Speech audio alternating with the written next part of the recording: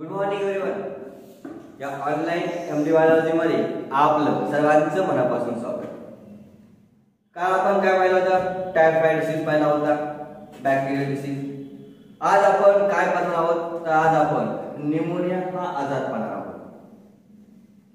मग हा न्यूमोनिया आजार कसा आहे, कुठे होतो? It is inflammatory condition of अल्व्होलाई.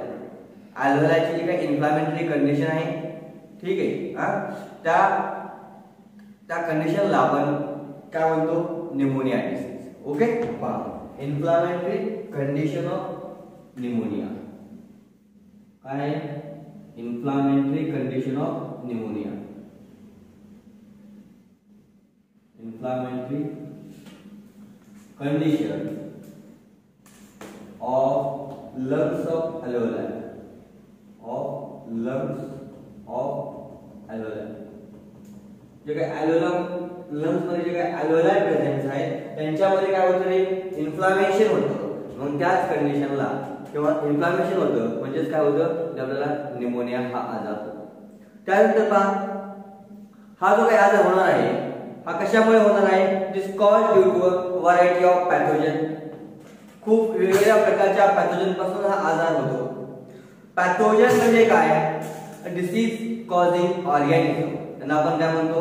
Pathogen म्हणतो. पहा, वन नेक्स्ट पॉइंट लिहूया ठिकाणी. Cause due to variety of pathogens. वेगवेगळ्या प्रकारचे पॅथोजन्स आहेत, त्यापासून काय होणार आहे? हा आजार होणार. ठीक आहे. मग पॅथोजन कोणते? पहिला आपण बघूया व्हायरसच्या मार्फत हा आजार होतो. कुणाच्या मार्फत? व्हायरसच्या मार्फत. मग कोणते व्हायरस आहे? एक नंबरचा व्हायरस आहे त्याला आपण इन्फ्लुएन्झा व्हायरस म्हणतो. काय म्हणतो? Influenza virus. मग इन्फ्लुएन्झा व्हायरस पासून पण काय होणार आहे? न्यूमोनिया होणार आहे. Influenza virus. त्यानंतर पॅरा इन्फ्लुएन्झा व्हायरस. काय? पॅरा इन्फ्लुएन्झा व्हायरस यापासून पण न्यूमोनिया होतो. थर्ड, रेस्पिरेटरी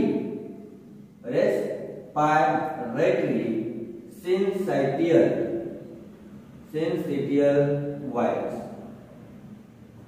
तीन व्हायरस पासून न्यूमोनिया होतो. एक इन्फ्लुएन्झा व्हायरस, एक पॅरा इन्फ्लुएन्झा व्हायरस आणि काय? Respiratory syncytial virus. Second pathogen कोणता आहे? सेकंड पॅथोजन आहे बॅक्टेरियल पॅथोजन. बरोबर, म्हणजे पाहूया बॅक्टेरिया. मग कोणती बॅक्टेरिया आहे? ज्या बॅक्टेरियामुळे काय होणार आहे? आपल्याला न्यूमोनिया होणार. त्या बॅक्टेरियाचं नाव आहे स्ट्रेप्टोकॉकस न्यूमोनिया. काय नाव आहे? Streptococcus pneumonia.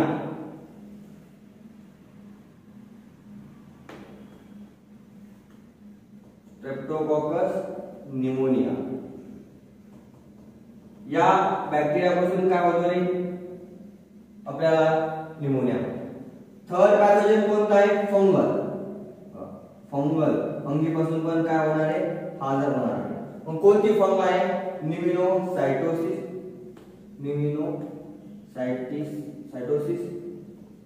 आपण म्हणतो कॅरिंग.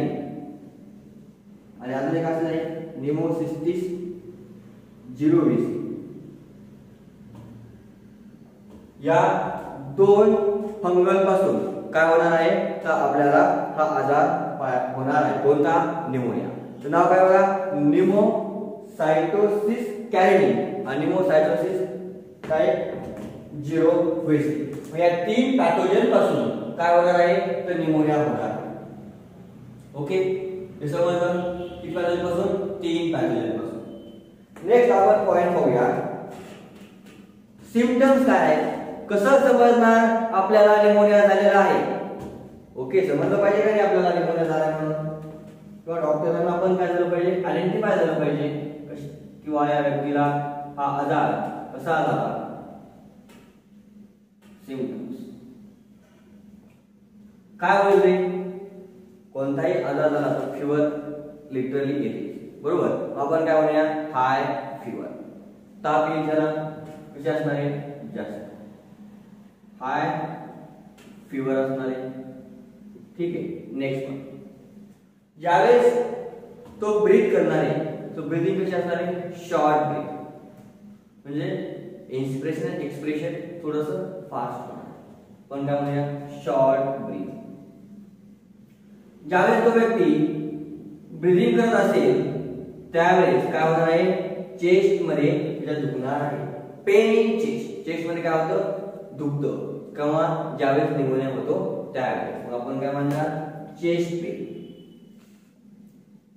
ड्युरिंग ब्रीदिंग, ब्रीदिंगच्या वेळेस काय होत असणार आहे, चेस्ट मध्ये पेन होत असणार आहे. Third, fatigue. अजून काय बोलले, ओमेटिंग होणार आहे. Vomiting not vomiting, fatigue. तर काय होणार आहे, मसल आहे, जेवढ्या काही बॉडीच्या मसल्स आहेत ना त्या सर्व काय होणार आहे, दुखणार आहे. मग ओमेटिंग एक आहे. त्यानंतर मसल एक,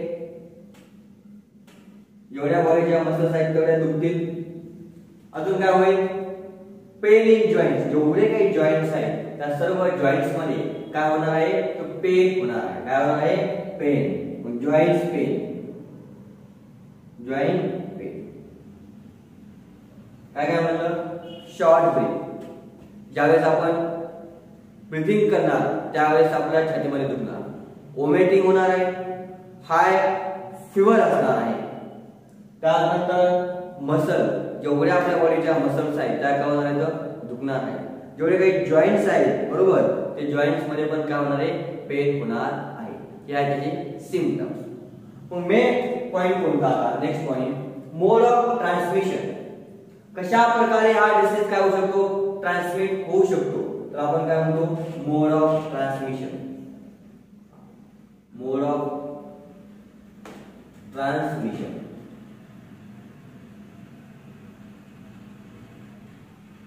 कशा प्रकारे, जर तुम्ही ज्या पर्सनला निमोनिया झालाय त्या पर्सनच्या कॉन्टॅक्ट मध्ये जर आले तर काय होईल रे, हा डिसीज होणार आहे. Person to person contact. Mode of transmission काय आहे का, पर्सन टू पर्सन कॉन्टॅक्ट. ज्या पर्सनला झालेला आहे त्याच्या कॉन्टॅक्ट मध्ये जर आपण आलो तर आपल्याला काय होणार आहे, निमोनिया होणार आहे. मग आपण काय म्हणतो, person to person contact. Person to person contact. Next आहे बघा, जर एखाद्या व्यक्तीनं जे ड्रॉपलेट्सच्या आपण कॉन्टॅक्ट मध्ये आलो, म्हणजे ज्याला निमोनिया झाला, त्यानं स्निझिंग केलं, कफिंग केलं आणि आपण त्या ठिकाणी प्रेझेंट आहोत, हवेच्या मार्फत ते ड्रॉपलेट्स काय झाले आपल्या बॉडीमध्ये एंटर झाले. नेक्स्ट काय म्हणणार आपण, via through droplet from infected person. Via म्हणजे through droplet of infected person. Infected पर्सनच्या ड्रॉपलेट मधून काय होऊ शकतं रे, हा आजार ट्रान्समिट होऊ शकतो. ठीक आहे. आता आजार ट्रान्समिट कसं झालं समजलं, सिम्पटम्सही आपल्याला समजले. आता सर्वात महत्त्वाचा पॉइंट म्हणजे कोणताही आजार झाला तर डायग्नोसिस करता आलं पाहिजे आणि त्यानंतर त्यावरती ट्रीटमेंट करता आली पाहिजे. ठीक आहे. मग ट्रीटमेंट कशाच्यावरती डिपेंड आहे, किंवा या निमोनियाची जी काही ट्रीटमेंट आहे ती फिक्स आहे का, नाही. का ते पॅथोजन कसे आहेत वेगवेगळे आहेत. मग treatment depends on variety of pathogen. वेगवेगळ्या पॅथोजन वरती काय होते, ट्रीटमेंट त्या ठिकाणी डिपेंड होते. आपण म्हणून या ठिकाणी diagnosis and treatment.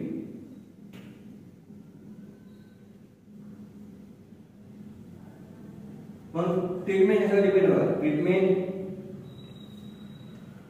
Depend on variety of pathogen, depends on variety of pathogen. जसा पॅथोजन तशी ट्रीटमेंट कशी असणार आहे, वेगवेगळी असणार आहे.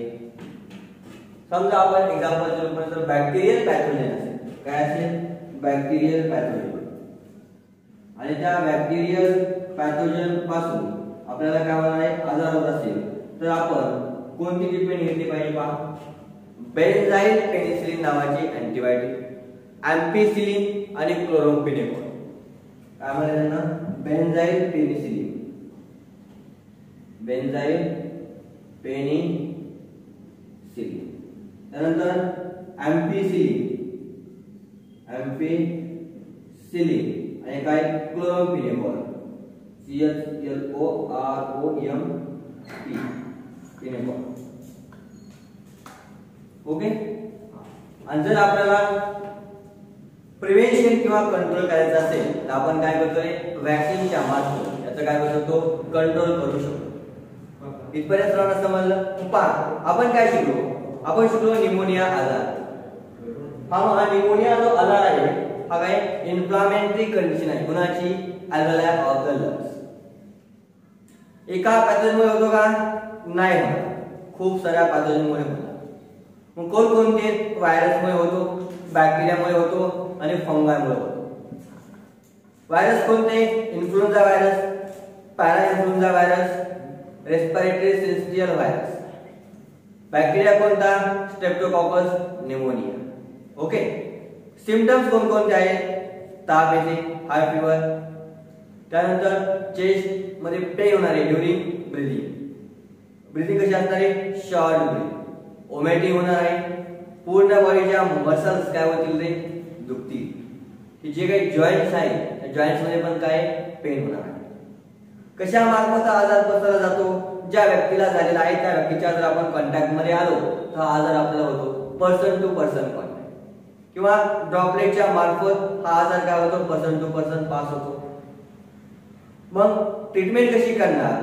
जसा पॅथोजन तशी ट्रीटमेंट. फॉर एक्झाम्पल बॅक्टेरियल जर पॅथोजन असेल तर आपण काय करणार? बेन्झाइल पेनिसिलिन, एम्पिसिलिन आणि क्लोरोम्फेनिकोल हे ड्रग्ज घेणार. ओके. इथपर्यंत सर्वांना समजलं असेल तर व्हिडिओ लाईक करा, सबस्क्राईब करा आणि शेअर करायला विसरू नका. थिंक नीट, थिंक एम्प्टी.